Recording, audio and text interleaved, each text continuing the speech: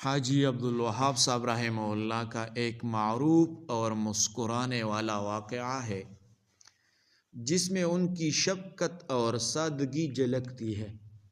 حاجی صاحب ایک مرتبہ ریون اجتماع کے دوران ایک نوجوان پہلی دفعہ تبلیغی اجتماع میں آیا۔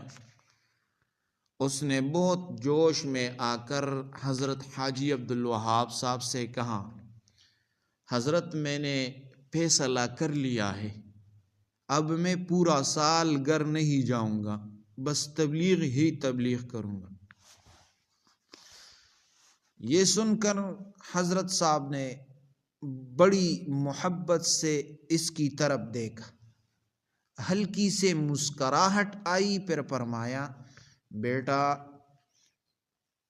پورا سال تبلیغ کرے گا تو گھر والے تبلیغ میں نہیں پولیس میں چلے جائیں گے۔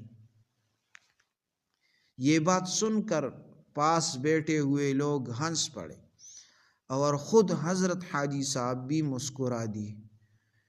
پھر نرمی سے سمجھایا، دین میں جذبات نہیں حکمت چلتی ہے، پہلے گھر والوں کا حق ادا کرو، پھر تبلیغ میں وقت لگاؤ، تو اس سے یہ سبق ملتا ہے۔ حضرت حاجی صاحب کی باتوں میں مزاح بھی تھا اور تربیت بھی، دین کو حکمت، توازن اور نرمی سے سمجھاتے تھے۔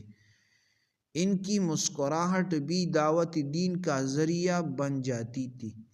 تو پیارے بھائیوں، حاجی عبدالوہاب صاحب سے یہ سیکھ لے کہ آپ دعوت کیسے چلائیں گے، تو یہ ایک مسکرانے والا واقعہ ہے۔ آپ لوگ بھی سیکھ لیں اور دوسروں کے ساتھ شیئر کریں۔ جزاکم اللہ۔